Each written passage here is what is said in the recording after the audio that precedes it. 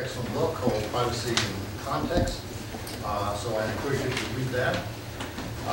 She got her PhD in philosophy from Stanford and is currently at New York University in the media, culture, and communication and computer science. So she's really an interdisciplinary person.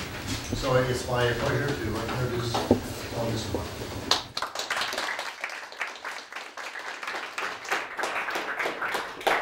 Thank you very much for inviting me here. And I tried to find a topic to talk about that has a little bit of everything in it. So the work, and also you'll see from this talk that one of the things that I really like to do is to drill deeply into a specific area and learn as much as I can about it, and at the same time try to bring to bear some of the more theoretical, philosophical work to the best of my ability. But of course I look forward to your input on this as well. So the title, as you know, as it was advertised, is What's Wrong with Online Behavioral Advertising?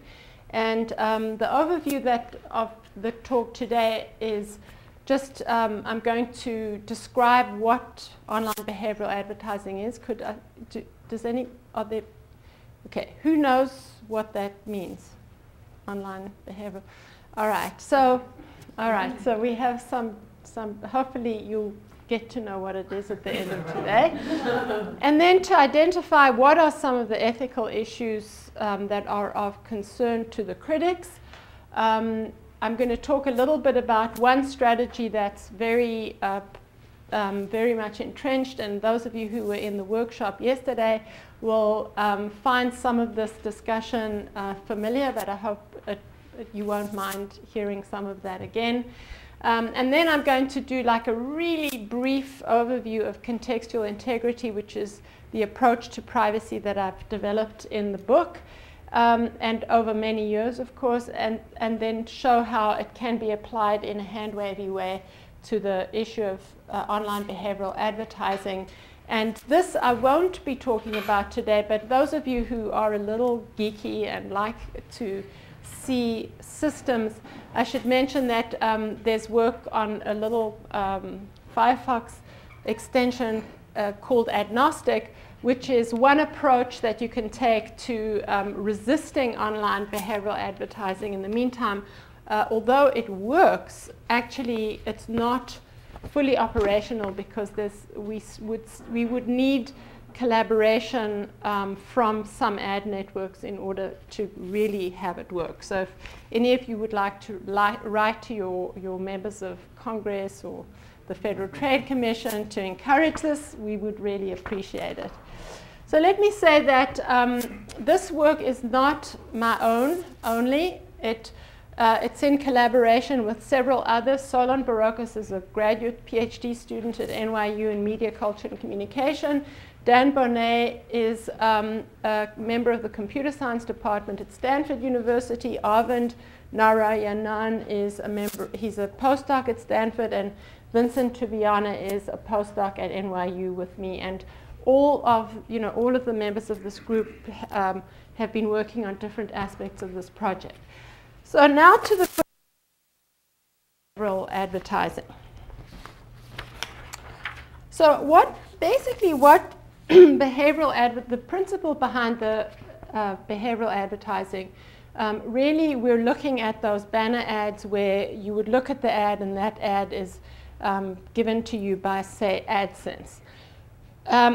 The idea is we rely on tracking, or online behavioral advertising targets ads to you, to individuals, based on your online behaviors. And it can be based on other behaviors as well.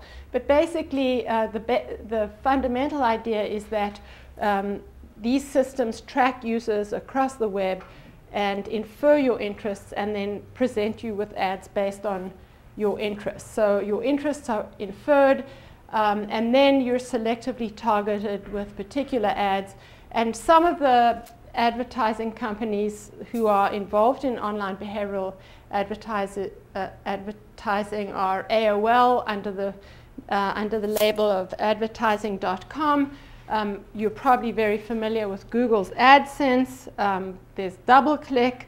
There's Atlas, which is owned by Microsoft, Blue Lithium by Yahoo, and then lots and lots of other companies are involved in this.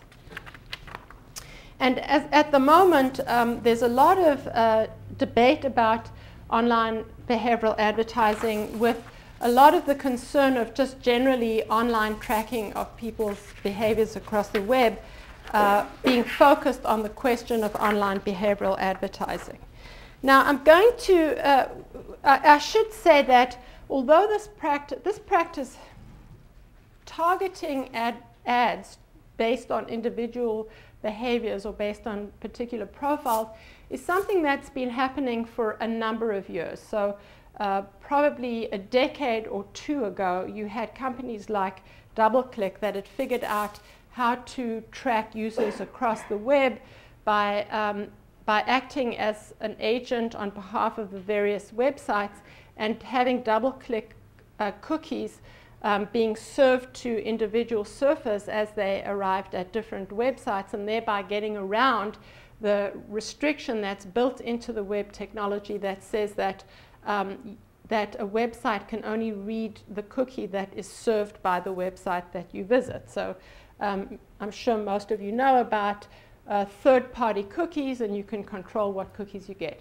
But DoubleClick was a company that figured out a way to get around this, and thereby they were able to track users across multiple websites with, of course, the cooperation of the websites that allowed DoubleClick to have a presence on their websites. It wasn't that DoubleClick somehow lurked and managed surreptitiously to get there. It was always in cooperation with the websites.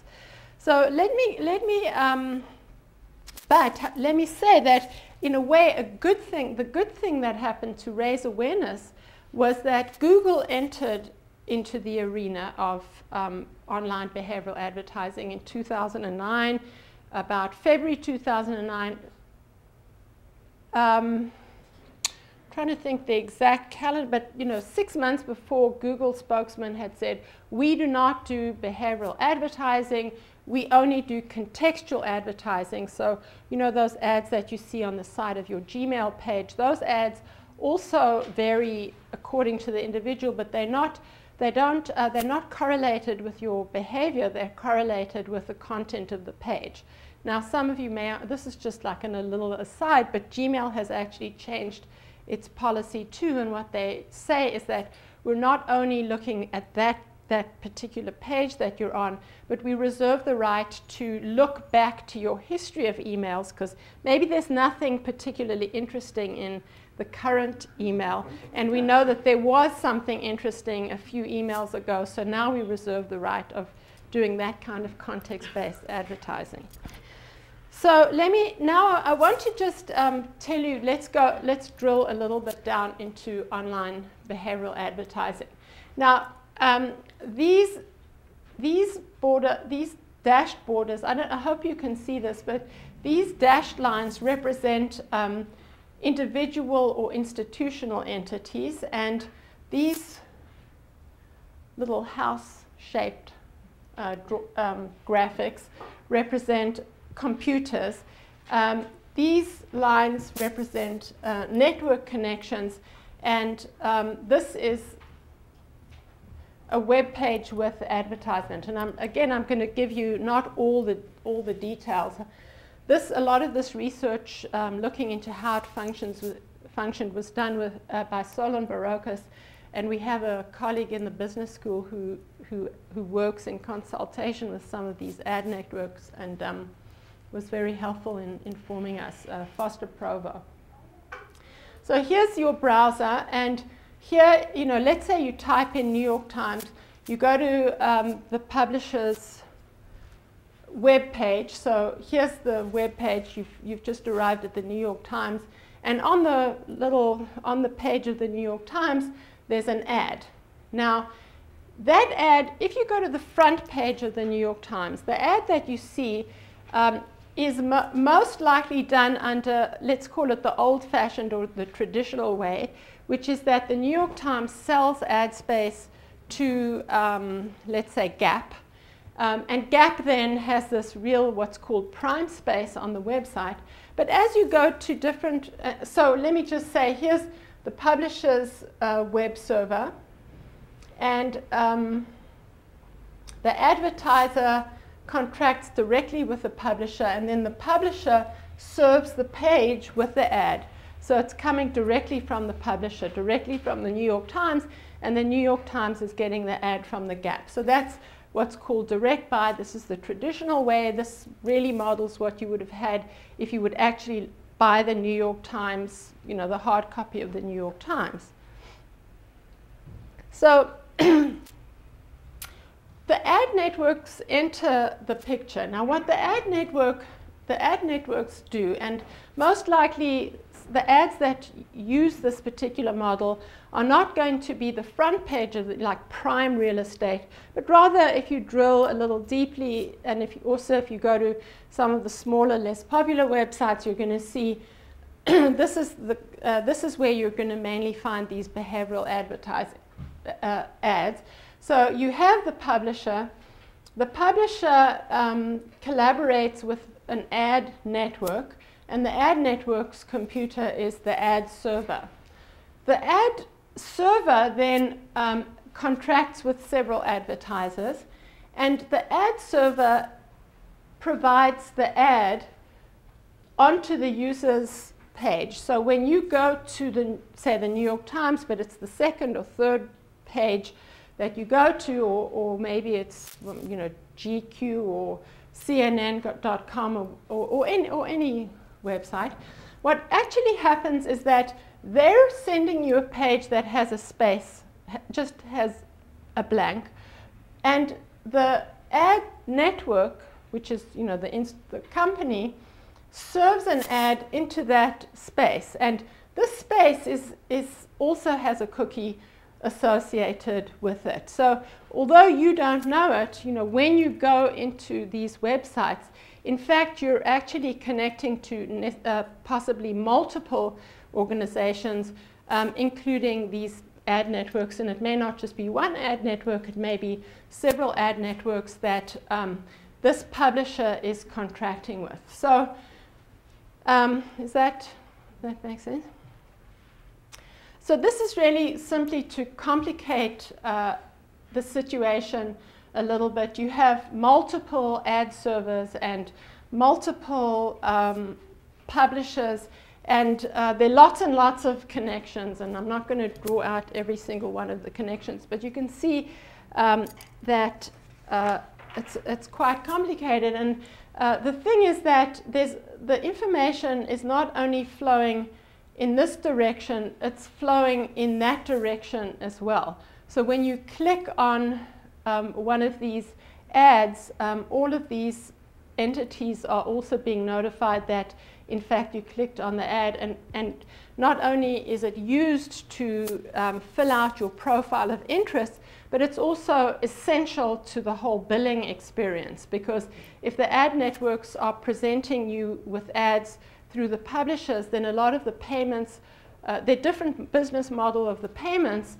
because some of them may be based on just how many presentations of the ads there are, but some of these are also based on the frequency that customers will, or I hate using the word consumers, individuals will click on those ads. And so the information is flowing in both of these directions. So in these kinds of instances, the advertiser, as I mentioned, is not really contracting directly with the publisher anymore, but the ad network is the intermediary. And the story can get even more complicated. Wait a sec. Because there are other actors that can come into play. There's some actors that are not that aren't presenting the ads to you, but they're the analytics companies that are simply monitoring the flow of information among these different players, and are refining the algorithms in the background to give people information about who's visiting, what ads they're clicking, and so on. So you're not actually seeing any material presence of these analytics companies, but they are also receiving the information about you and using this to feed into the various algorithms that the ad networks are using. If you install on your computer something called Ghostery, it's a fabulous little Firefox extension, and what it does is that when you go to different websites, it pops up. All it does is reveal information to you. It doesn't, you can't do anything about it, but it'll show you, you know, there may be 5 names that will pop up, and it'll tell you who else you've actually visited when you've clicked to a particular website, and it's really quite interesting. So here, for example, I know this is, I don't intend for you to see it, but here's just an example of the technology page of the New York Times, and here is an ad that did not come from the New York Times, but from one of the ad networks. And let me just talk a little bit about Google's Adsense approach to Google's way of being an ad network, or the way they work things. When they entered into the behavioral advertising arena, they didn't like they refused to use the word behavioral advertising. What they said is, we're entering into the arena of interest-based advertising, and what we're doing benignly is we're observing we're inferring your interests based on the websites that you visit, and then we're going to provide you with ads that we think are going to be interesting to you based on your interests. And if you can go to Google's website and you can learn about how it works. And what they do is they have a number of different interest categories with subcategories, and as you surf the web and click on things, they update their profile of you, and they have various policies like your interests, and here it allows you to opt out.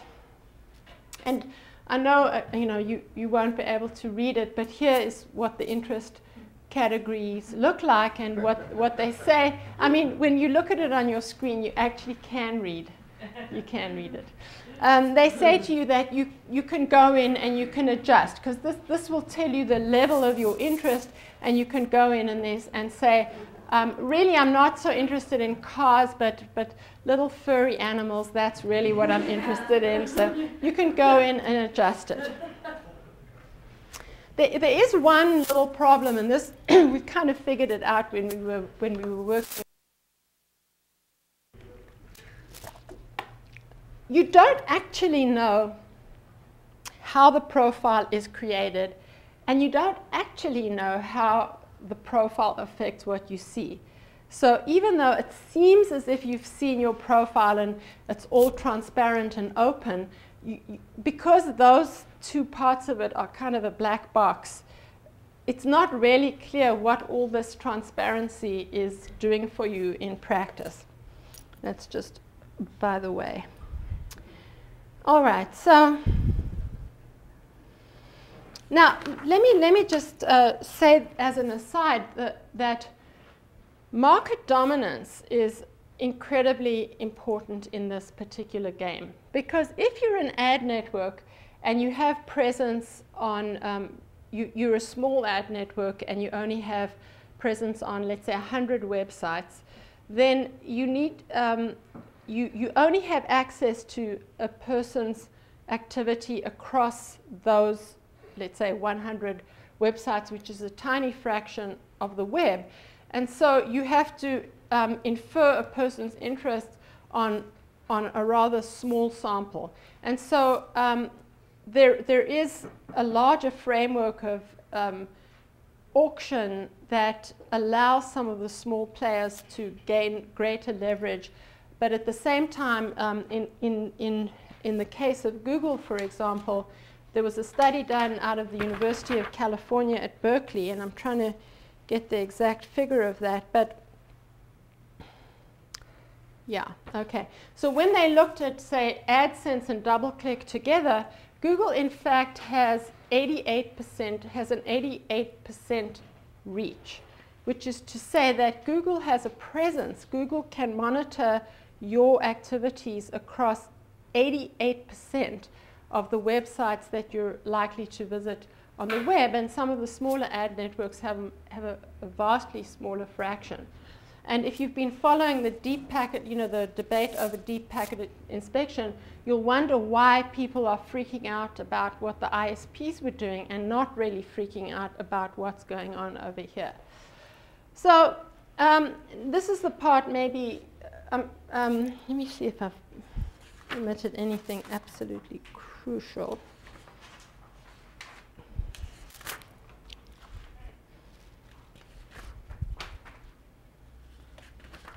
All right, so now we get to sort of more of the discussion to ask this question about what is, oh, what happened to my slide? Huh. That is very strange. What you're seeing is only a part of my slide. Oh, that's why. Okay, sorry.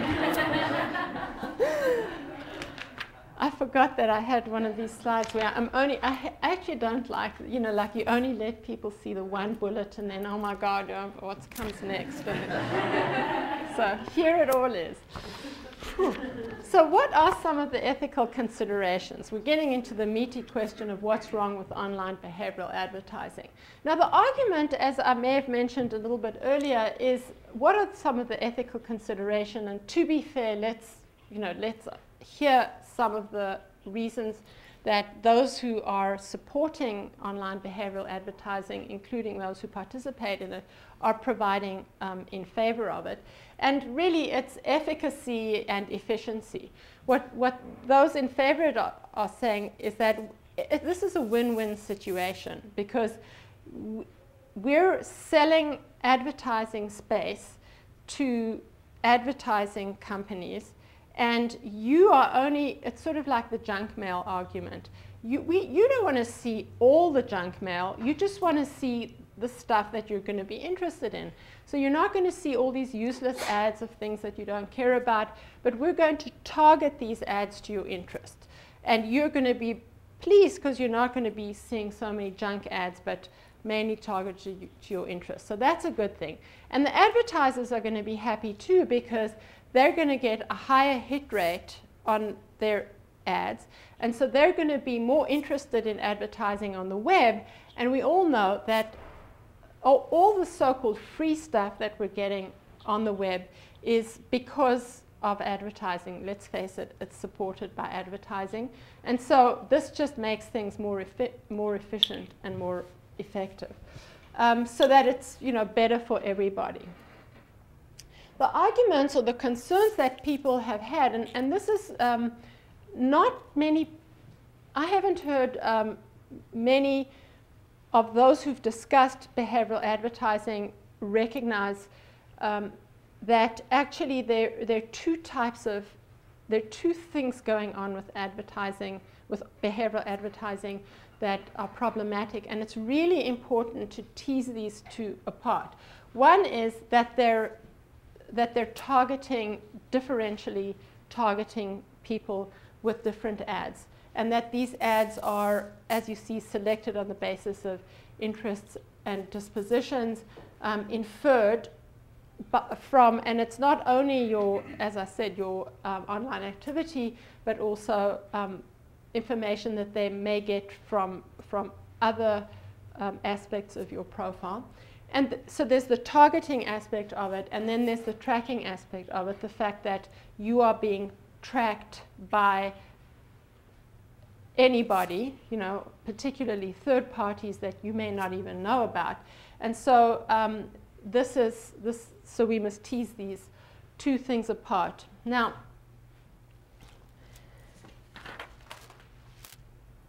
let me put it all out there. So let's think about let's, again, tease these two things apart and recognize that there are different kinds of concerns that you could have if you're, let's say, energized by either the targeting or the tracking, and maybe both of them.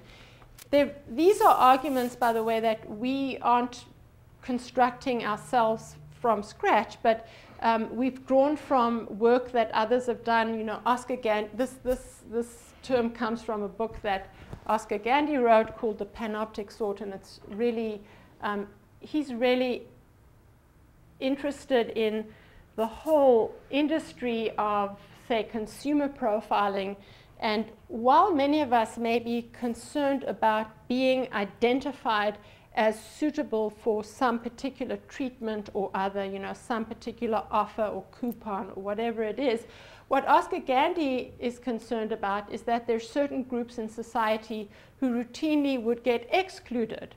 So if you're going to profile on the basis of some dimension or another, there may be individuals in society because they're less interesting, say, socioeconomically. Maybe you want to do a bit of racial profiling, or you have some redlining of certain geographic areas. And so there may actually be people in society who are not getting the offers of a low-interest mortgage, who are not getting the offers of a bank account with some fancy features added on because they really want to attract you into it. And so there's some problem of an issue of justice, and this kind of profiling may, as you see, reinforce certain inequalities in society. And there's a different set of concerns having to do with autonomy. And really, I don't have answers here. Profiling has become, in many arenas, a really interesting activity. There's voter profiling, there's evidence-based medicine, there's consumer profiling, and in all these instances, they're concerns. So in some cases, we may say, look, I don't want you to tell me what ad I'm going to be interested in. I want to define who I am and what I see. I don't want you to limit what I'm going to see. Or it may be that we think that, we know you've been a smoker, and so we're going to serve you ads, cigarette ads, and you're just, teetering on the edge, and you don't want that temptation. You want to shape your environment, so you don't want other people to be monitoring you and then shape your environment. And maybe, yes, true, you were this kind of a person, but you want to break free from this. You don't want those assumptions built into the world in which you interact. And here, this is an intriguing question of how much differential treatment by others is considered. I was discussing this with Jim a little bit earlier. If society or people want to shape other people's behaviors, when do we call it education, and when do we call it manipulation and undue influence? So these are issues that come up with profiling generally, and in particular with this kind of profiling. Some people who've criticized behavioral advertising and generally profile-based discrimination are concerned about the fact that this is an autonomous technology that doesn't have human because of course it's not a human being who's reading all of this. It's all built into the algorithms, and they feel that there's no way that the individual can intervene in this algorithmic decision making and challenge it and say, no, I want something different, but rather you're just passive subject of these algorithms. So those are a whole set of concerns. Those have not been the concerns that we've really delved into, and I went into it in some detail because perhaps some of you are interested in this. It's not an area that I feel I can take the story all the way through. I can talk about some of the critiques that have been offered up until now. Oops, a little bit too fast. The part that we've been interested in mainly is and concerned about is the tracking part. The fact that you have systematic monitoring of users across different websites. And there's some people who say, you know, what's the big deal? It's just advertising. You're making a fuss about something that's not very important. And perhaps there's some differences of opinion about this, and I'll explore a little bit later of what I see as the heart of the problem over here.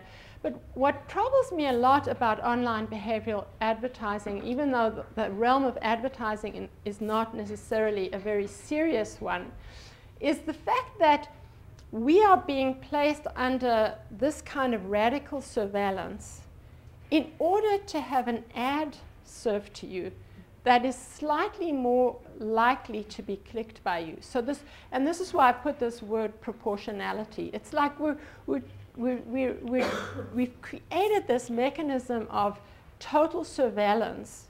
What for? To catch terrorists, to stop epidemics of, you know, the plague? No, to serve you a Nike ad that you're a little bit more likely to click onto. So this is something that worries me. Now, some of there are people who've been complaining about behavioral advertising, and the Federal Trade Commission and various groups have been responding and listening to some of the complaints.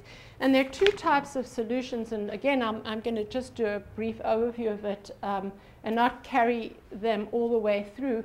Anonymization is one of these where the various sort of resistance efforts, such as Tor, which allow you to interact online anonymously, and there are other types of efforts of to create to build anonymity in your web interactions. Now, anonymity, there's been a lot of discussion in the technical literature about how difficult it is to actually anonymize the data. And one of the concerns about anonymous interaction, so some of the ad networks say, we're not identifying you by name. We're only identifying you by, let's say, your IP address, or your cookie simply has a number associated with it. It doesn't actually have your name.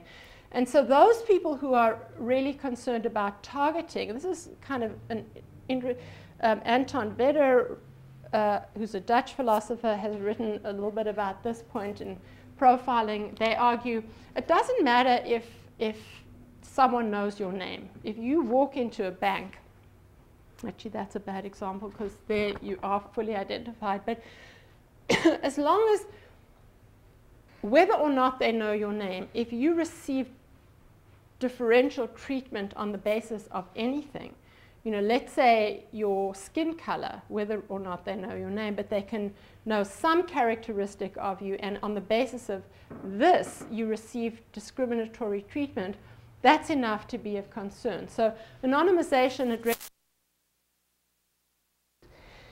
And then, so there's concerns about the anonymization solution. The solution that's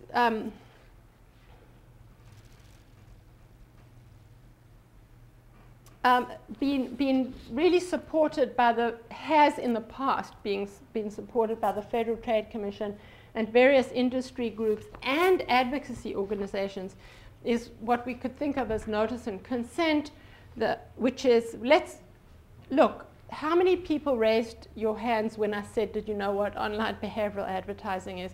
Even though many of the ads that you're seeing in your experience falls under this particular model of interaction. There were very few of you. So the idea here is to make you more, let's see, how well did it work to make you more aware? Really? You know, this is real evidence. But there are lots of plans underway, and various organizations like the Direct Marketing Association, DMA, are trying to figure out ways to make online tracking more salient to people so that you can more readily perhaps opt out. And there are various opt-out mechanisms. And here's a little thing that you should know about opt-out. If you opt out of Yahoo, you're opting out of the ads being targeted, but you're not opting out of the tracking. And there is, to date, there is no way you can opt out of the tracking if you do it via the various capacities that are offered by the companies themselves. There are some third-party offerings that you can get that allow you to opt out of both the targeting and the tracking.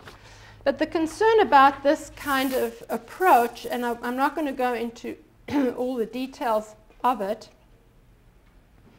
but I'm going to just mention one or two, is that even if you take a company, and I'm going to use the New York Times because I think the New York Times, I think of it as a well-meaning and legitimate and reputable company. And if you go in and you read their privacy policy, they have a very nice privacy policy, and things like, you know, we can change, but they'll say we can change our privacy policy with notice, you know, as long as we give you 30 days notice to this effect. And we do contract with various ad networks who have access to the information about our visitors, and they give some details. If you want to see the names of the companies, click here. So you click here and you go to a different page. And at the time that I did this research for this talk and paper and present, you know, there were 14 third-party analysts and ad networks that the New York Times had contracted with. And I should just say that these companies also have privacy policies. So the information that they're getting through your visits to the New York Times are not covered by the New York Times privacy policies, but by their privacy policies. So if you really want to know what's going on, you actually have to go to all 14, and these change all the time. So I would say it's not only difficult to know what's going on, but it's really impossible, since if you remember that drawing, there's always a possibility of extending that cycle of information flow in some way to a different area, to a different group, and so on. So I don't think transparency is possible. It's not that it's difficult, but it's really impossible if that's the particular strategy we're taking. So the conclusion we reached is that is that it's in principle in this instance not possible. Now this is what I had discussed yesterday too. You might look at, say, the medical environment and say, how come informed consent works for medical treatment and human subjects and so forth, but it doesn't work here? You know, would I object to that there? Why am I only objecting to it here? And the answer, I mean, what I think is going on in those other arenas is that you might not, let's say you're about to have heart surgery, some experimental cancer treatment, you might read that contract that when you're signing the informed consent, but the net, the safety net that you're relying on is the system functioning as a whole.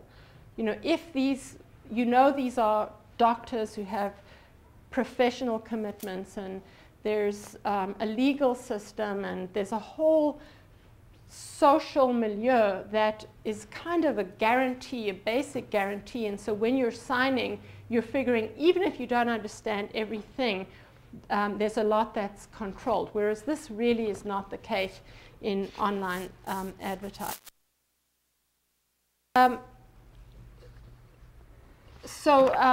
what the idea that we have is that it's not sufficient to leave it to the individual to figure out what these rules are, but we need to have substantive rules, and that's where the theory of contextual integrity comes into play. I'm trying to figure out how much time would you recommend? Yeah, you have like 15 minutes. Like. All right, so I'll keep going. I think I'm just getting hot in this room, and so is everybody getting hot, or it's just that I'm waving my hands a lot?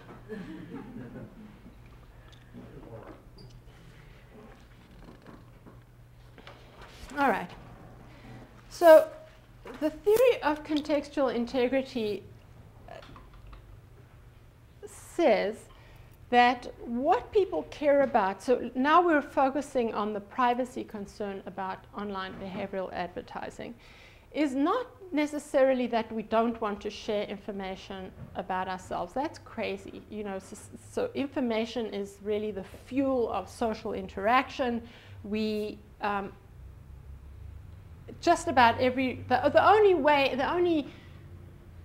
way you could possibly want a theory of privacy that says that what we desire is complete secrecy or complete control is for someone who's more inclined to go off and live in a cave and have no social interaction whatsoever. But almost every social activity we engage in involves the exchange of information, and we like that, and that's a good thing, and it makes things function. But we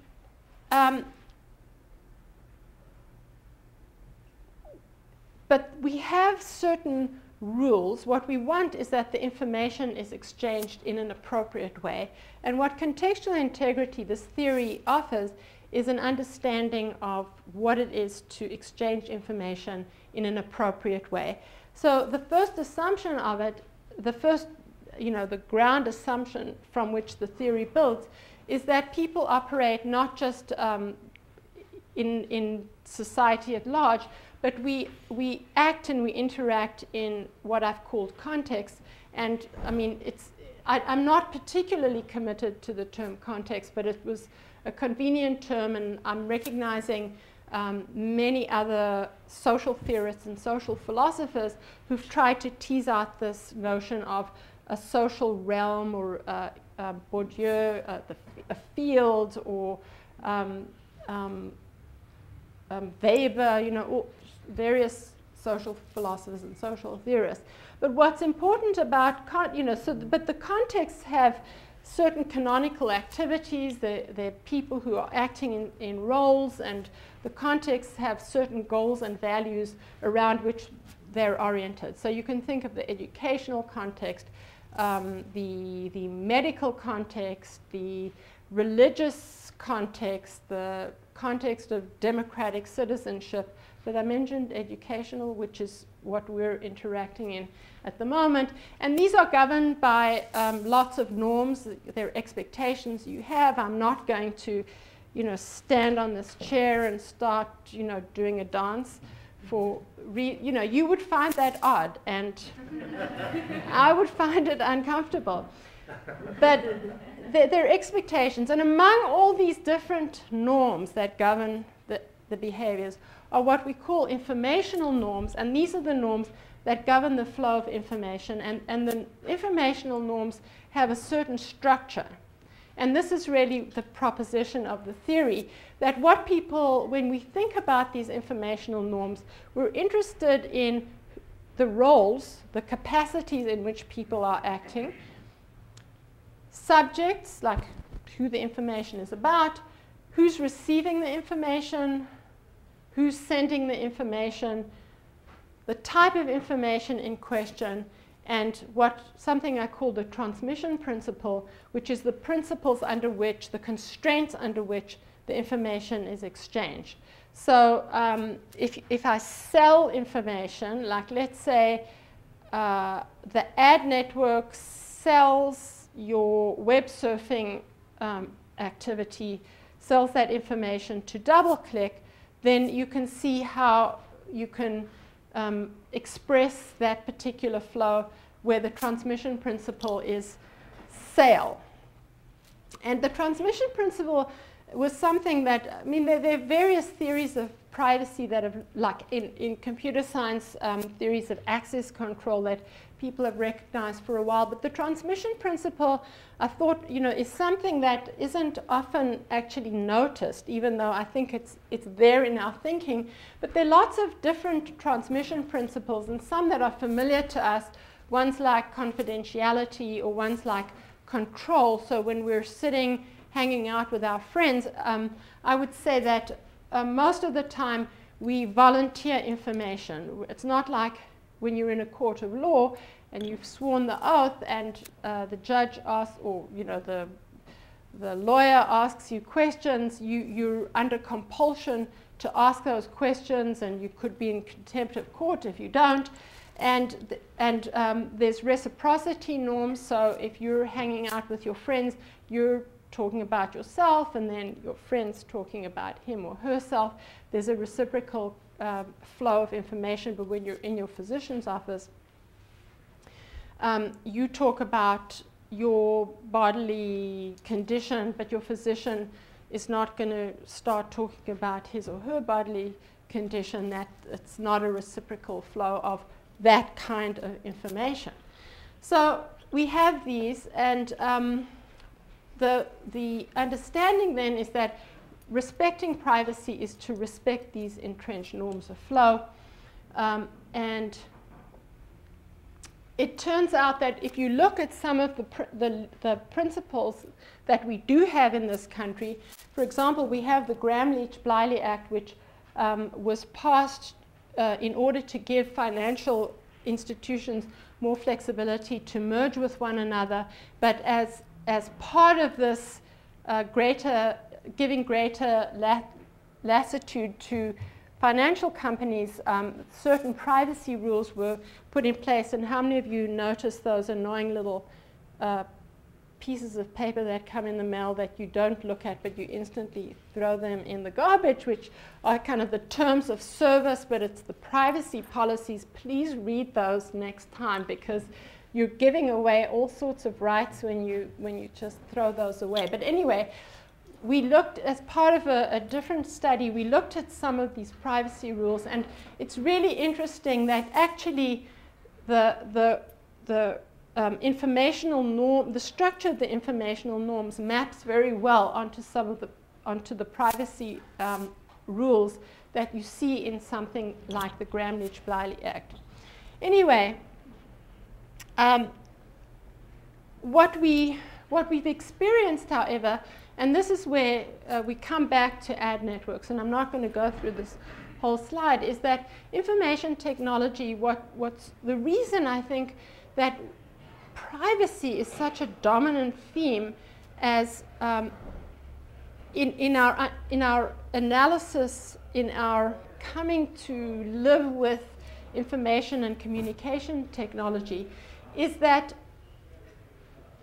these entrenched flows that have evolved over centuries, you know, think of the Hippocratic Oath, and how many centuries has that principle, if you will, that norm, been with us in the healthcare or in the medical arena?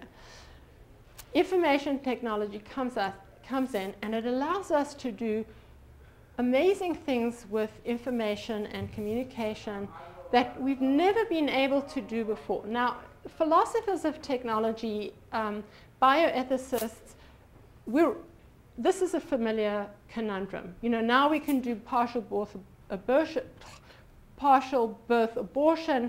What rules do we have in our society to be able to cope with the ethical issues that arise in something like that? And this is a similar kind of conundrum. We can do things we've never been able to do before.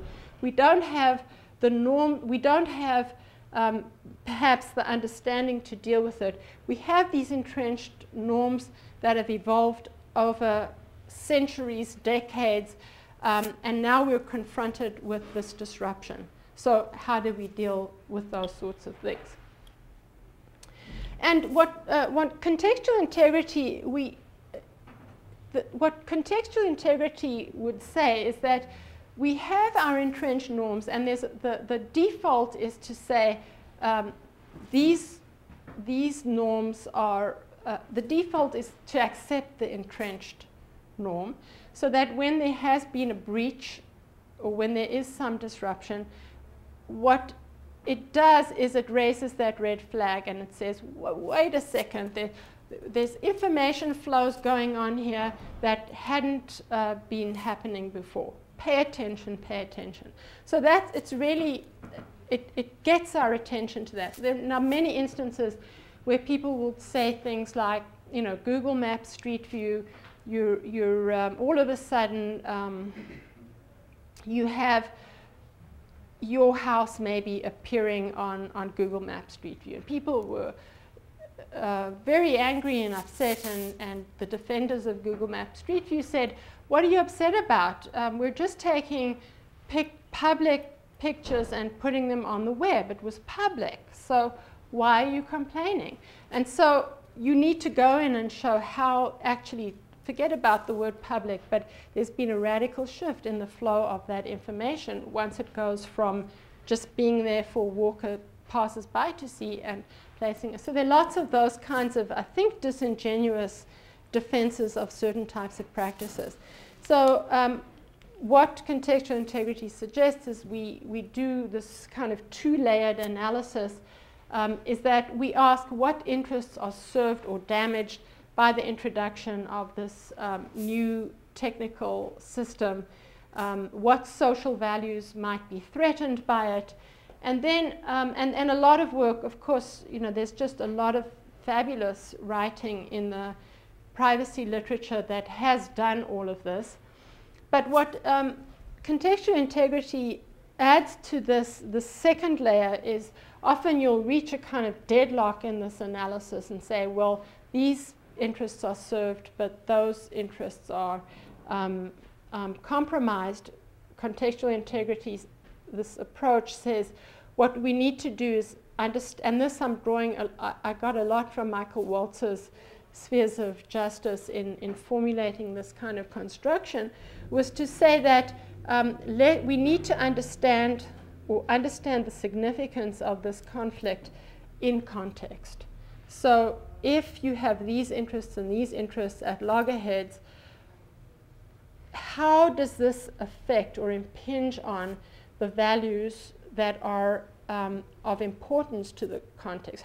So if you're thinking about the policies that should govern the flow of information in healthcare, you want to say, how does this affect the delivery of health within the healthcare context?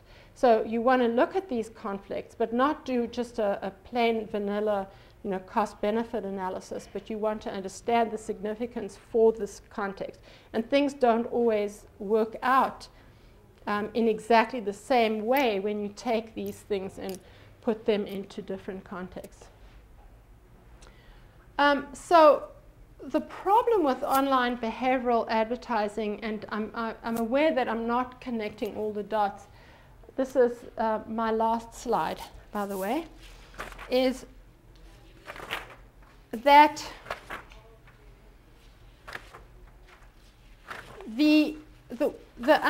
when people are asking the question about and now I'm focusing on the privacy issues, I've left behind all the targeting issues. What's the concern here?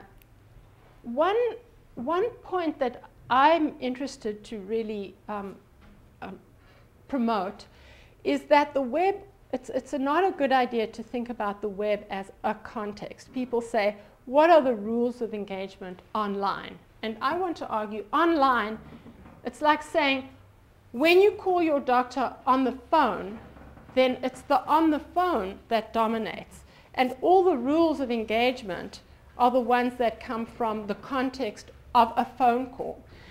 No, the same rules apply.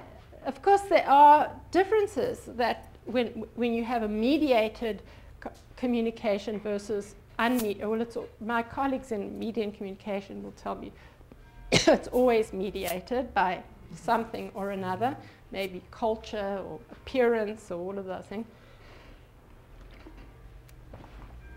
But the rules that we have for the specific context should, I think, work their way through the web. So when I even think it's problematic that all of this is governed by the Federal Trade Commission, which is concerned about consumer protection. I think it's great that they are worried about consumer protection, but not everything we do on the web is as in the capacity as a consumer in which commercial marketplace norms are supposed to govern. So when we're interacting with commercial entities, we maybe accept that those are the norms that should govern. If we go to Alcoholics Anonymous, and by the way, Alcoholics Anonymous is clean as a whistle. This was doesn't have any, web bugs, analytics companies, nothing. Nothing came up. So this is the hope. This is the idea that we want to push, that we recognize that there are different contexts that are mediated by the web, and that the norms of flow that we seek are going to be those norms that govern the context, and not expect a single set of norms to govern the whole web. And starting from that point, we want to go back and filter the policies of web tracking and so forth back to this very complicated model that I showed you at the beginning.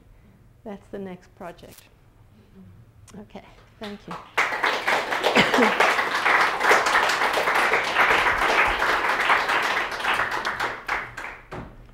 We're going to have a reception in a few moments, but we have time for questions, so we'd like to field them stuff. Yeah, I'd be happy to. Ooh, great, okay. So I want to ask about, I guess most centrally, the where you ended. In particular, this question of treating the web as if it were one context. And while I find the analogy with the phone call to your doctor compelling, I also wonder if that isn't precisely what we need to start thinking about differently in a web age. And so the broad question is whether this, you didn't say CRINs, but that's how it's spelled up there, right? How the various Context norms, relative right. informational norms, yeah. Right.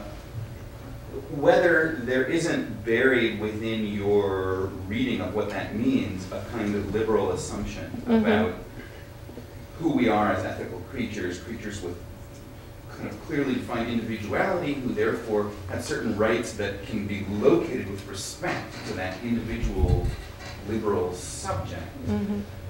It feels as though perhaps the technology of the internet, or maybe it's the culture that surrounds that technology, but I think it grows out of the technology itself, in so many ways is challenging the whole idea, the whole liberal idea that we can separate people and lives and domains of activity into discrete spheres. I mean, we're having to negotiate that not just in relation to privacy, but in relation to all kinds of different, no longer do you keep your work relationships separate from your home relationships, because it just doesn't seem possible anymore. Everybody looks at Facebook, your boss and your friends. So the possibility of maintaining these kind of discrete domains and maintaining strict distinctions among them seems much less possible. I guess the question is, have you considered whether 10 years from now or 20 years from now this will just look like kind of archaic? We'll just have bought into the idea that in fact the web kind of is one context, perhaps determined by the technology, but whatever makes it one coherent context rather than a bunch of discrete spheres, well, it may be effective in doing so, and we might have to abandon the liberality, the liberalness that seems to drive your discomfort with. Right. Ooh, that's a great question, and I'm sure I'm not going to address every part of it. The liberal individual idea, I don't think I need to completely explore that. I'm not capable of doing that. I would say that if we look at, say, the realm of democratic citizenship, and we look at what are the rules that govern, say, a national election, we have a certain notion of what democracy, what liberal democracy is, and an idea of people formulating their own views autonomously. And so one of the, you know, rock bottom assumptions when people enter into the polling station is that when they go into that booth, this is completely, you know, nobody is to know what you are going to vote and what you did vote. And that's rock bottom. Now, you could argue, you know, we could have an argument about whether that kind of institution is going to be challenged, and maybe that's wrong, and it does make certain assumptions about autonomy and so forth. And by the way, for me, this is really interesting and important, because I do want to understand how these informational norms bolster certain contexts. But as you say, there are a lot of empirical assumptions built into it that other cultures might challenge. So maybe other cultures would say a family all has to vote together. You know, that does. The question about the context, the reason I'm not prepared to go along with what you're saying, like this is going to all look archaic. I'm not willing to say that that things are going to stay exactly the way I say. And I do think that there's going to be great social perturbation. But I refuse to admit that this perturbation is going to be as a result of a clever company figuring out how to monitor you on the web so that it can sell more expensive advertising.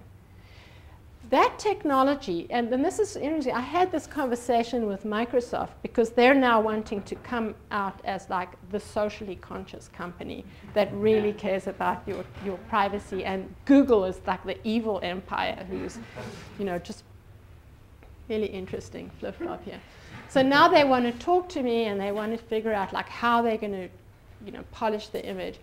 And I said, you know, well, when you're talking, allowing people to opt out, you know, what are you letting them opt out of traffic and tracking? And he said, no, that's inherent in the technology. That was his argument. It was inherent, and that is just that's not inherent. That's just some designer said this is how the cookie is going to work, and then a few lines of code made it be this. So, and a few lines of code could make it be that. So I think what, you know, your argument, I'm willing to go a little bit of the way, but the technology it daren't shape, I feel, the social context. There's going to be push and pull, and we may lose some contexts. You know, we may find that the contexts aren't as disparate, and we're not going to be able to maintain the same kinds of separations. But ultimately, I would like to think that it's going to be those values and purposes that shape it. I mean, this is a great conversation to have. Yeah? I was just wondering, I know a lot of web browsers are updating to offer private browsing options, and I was wondering if you could kind of speak. Oh, yes. That means that the person living in your house with you is not going to be able to see what you browsed. So that, it doesn't have any. no, those options, not yet. Yeah. You know, we're constantly trying to make those extend beyond. I just have two. One's a quick comment, and you kind of brought it up, but why is opt-out not adequate? Because, right, you can hear lots of, even the privacy folks will sometimes say, you have an opt-out option that's giving you control. Right. So why is that inadequate? Well,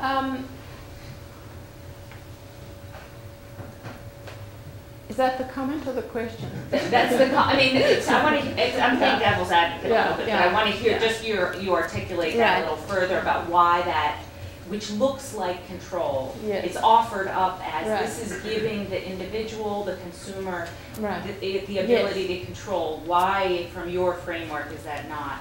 So there are two things. There's multiple different things. So first of all, the opt-out, because the problem with opt-out is that you really don't know what you're opting out of. And for the most part, you're not opting out of tracking, but you may be opting out of targeting. So the actual opt-out options that you're offered are not good if the thing that gets you about it is tracking. Now, there are ways that you can, for instance, if you download the ad blocking, there's an ad blocking extension, you really can opt out of the system completely, and you won't get the cookies, you won't get any of the, what are they called again? The banner ads, the pop-ups, and so forth. Now, I mean, that is a kind of solution. I'm concerned about, I mean, if it's true that the web and the content on the web is supported by advertising, then to force people who really want a meaningful opt-out to use ad blocking software is a problem, and it just may not be sustainable. So it's not clear that the opt-out option will give us all the content and will give us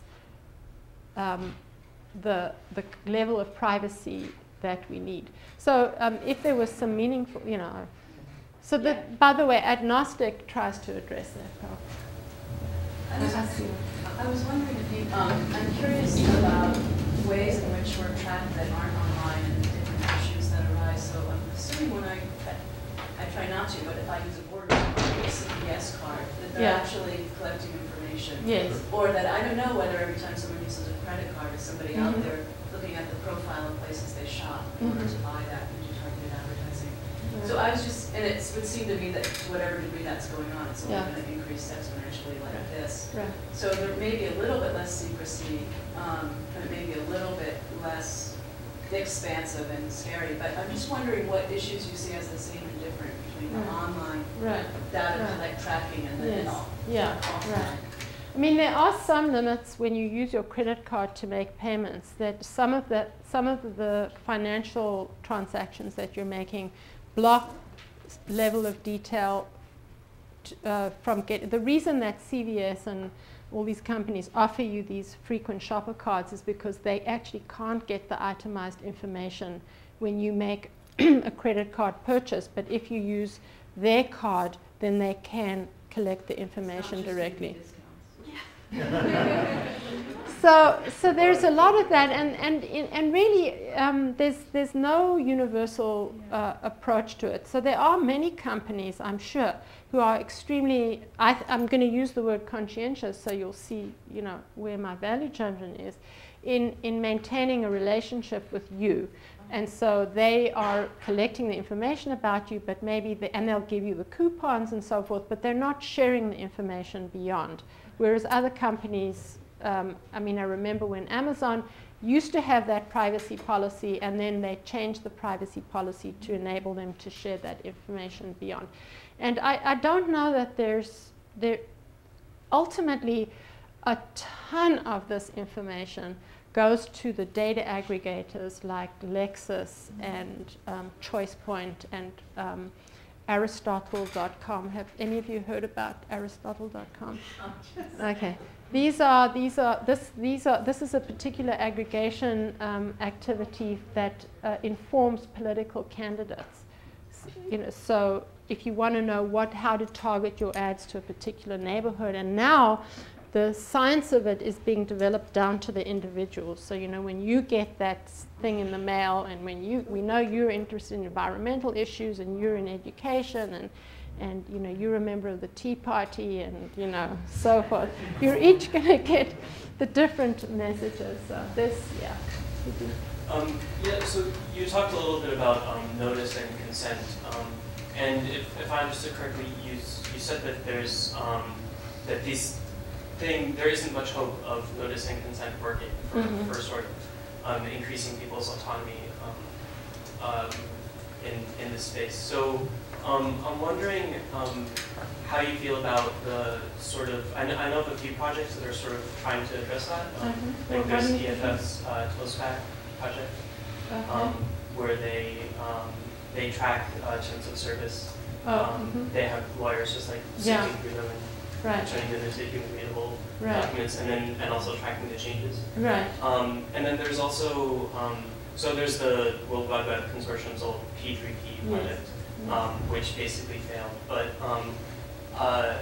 recently, I know of a couple new initiatives, one of which I'm kind of involved in, to sort of revive that basic sort of thing. And one is sort of housed in the Mozilla's drumbeat thing. And one is like me and a few friends, and it's kind of business. Oh, I'd love to hear more. But so I'm wondering how you feel about this potential for, so there are two things here. TOSPAC is sort of about the crowd, or crowdsourcing the process of turning these privacy policies into human readable documents. And something more like the Mozilla privacy icons or P3P back in the day is about providing companies with the ability to choose to opt into a standardized. It's like Creative Commons at this point.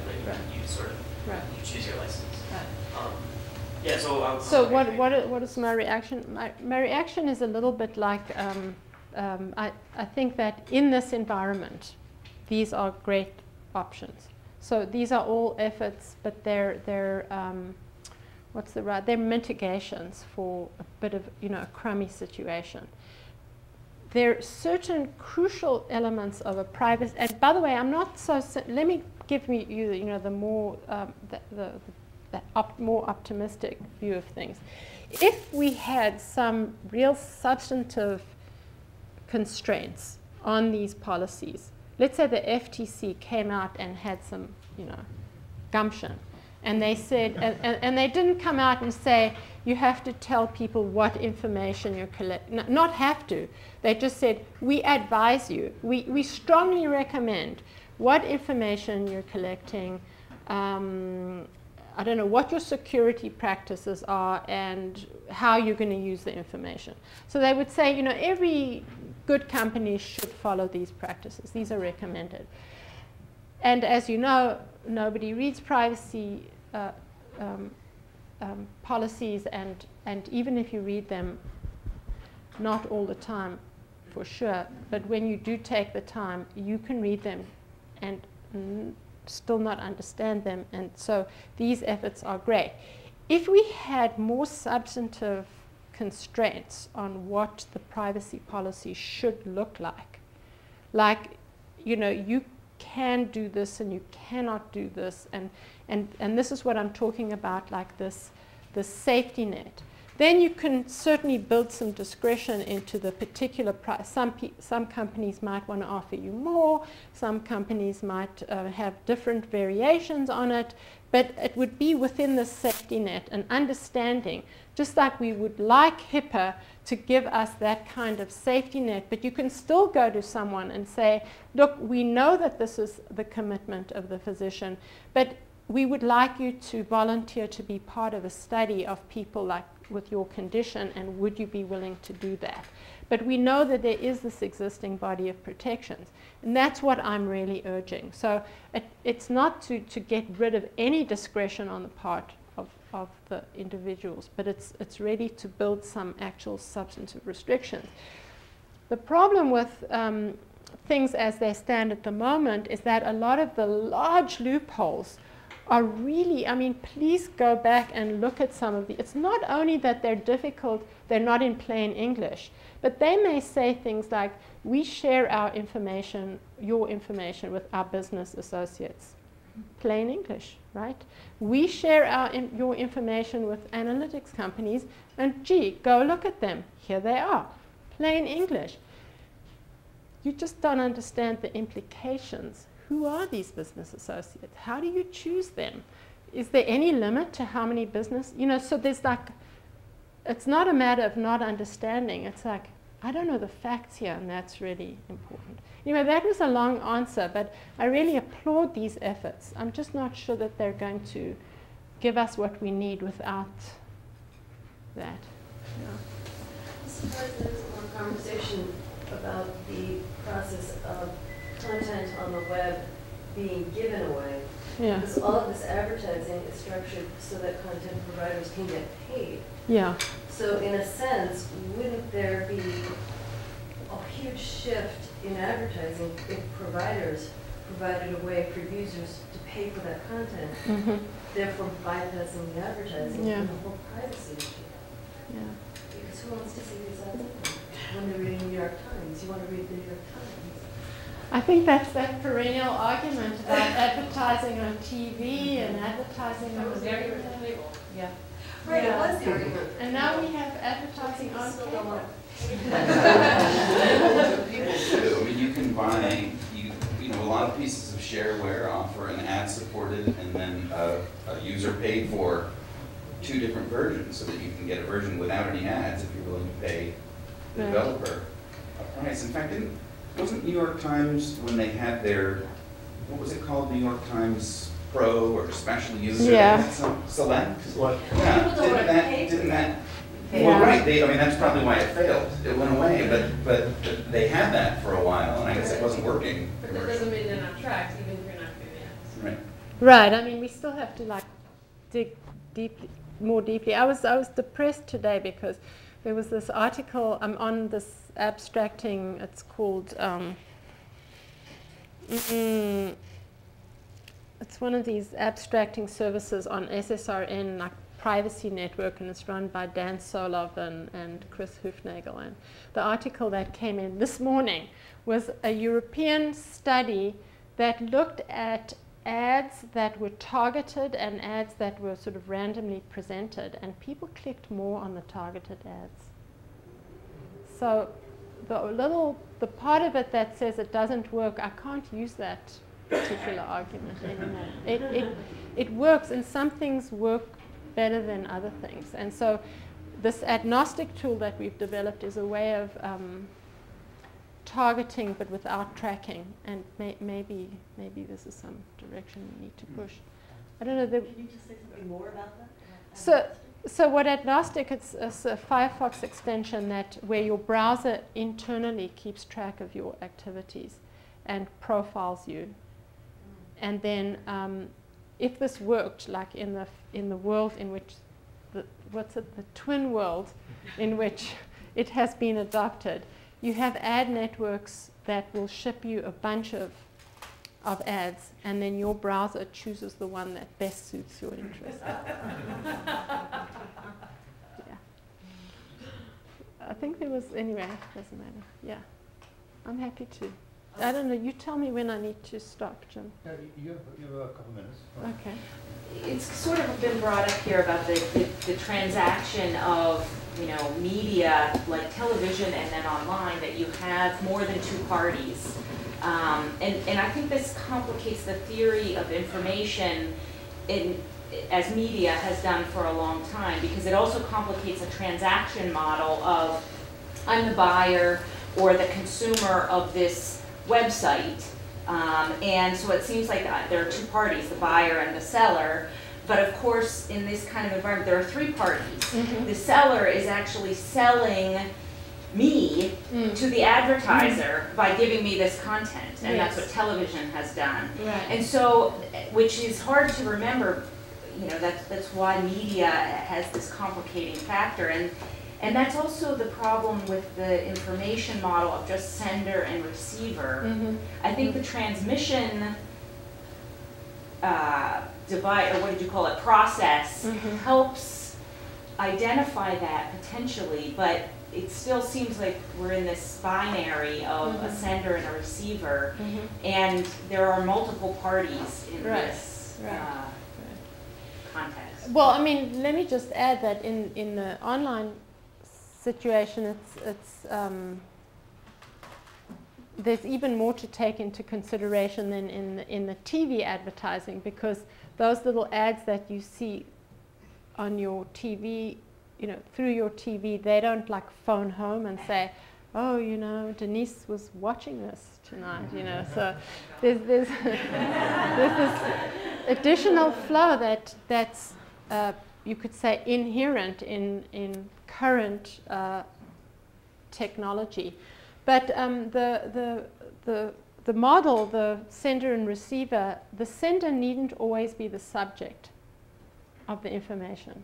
So in these complex circumstances, you could have the subject shares information, I don't know, like with the physician, and then the physician the question is, whether the physician can, at the physician's discretion, send this information onwards and so forth. So there are these, you see something like notice and consent, the way that gets modeled in these informational norms is that notice is a transmission principle in the sense that when you're, say, walking like on the green, and I don't know, are there surveillance cameras? Yeah, I do think. Really? In such a safe place? Right, so there's surveillance cameras, and I didn't know there were surveillance cameras. So Are there surveillance? There is a surveillance cam, but does it make a recording, or is it just? For a while, there's some attack on the artwork across the green where the rocks are. Right. And so I think there's a camera there. So, right. But maybe you could attack other places. So you might, if you wanted to like spell out the flow of information in that scenario, you might say that this information flows, but the subject is aware or isn't aware. The subject either consents or doesn't consent. I mean, they're different ways to characterize the flow of information with the different transmission principles. And I mean, the transmission principles are like an open-ended set of possibilities, because you could say shares information with authorization of the subject, shares information with authorization of the subject's mother, shares information with authorization of Jim Moore, etc. So this is really a real open-ended set, and probably we discover these as we try and analyze these flows. Well, I think that maybe. Oh, this. I'll take. Oh no, no, no. Okay, because we need to have food. Yeah, exactly.